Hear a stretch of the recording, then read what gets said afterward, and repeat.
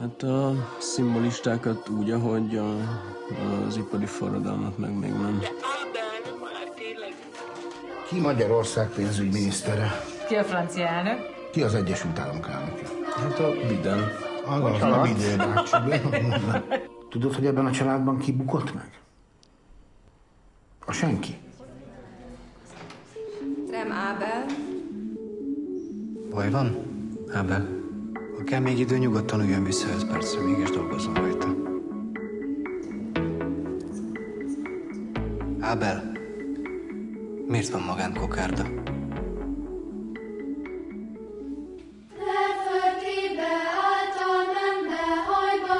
Nem lehetett volna azt a gyereket átengedni? Próbáltunk neki segíteni, kérdeztük, mi a baj, nem válaszolt. Forrásokat se használta. Semmi. Elmondanád, hogy mi volt a történelmi érettségi? És nem bírom ki, csak behozod a politikát. Nem kéne már kicsit kikapcsolni? De az a baj, hogy pont erről van szó, édesem.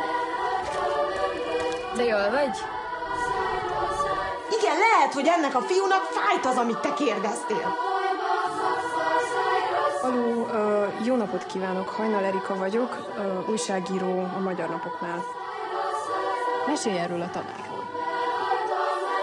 Mit képzelsz magadra? Van fogalmad arról, hogy mit művelsz? Magyarok vagyunk, nem? Az is baj. Ki fog mit csinálni neki? Magában csak gyűlölet van, semmi más. Mert magában aztán nincsen gyűlölet, igaz?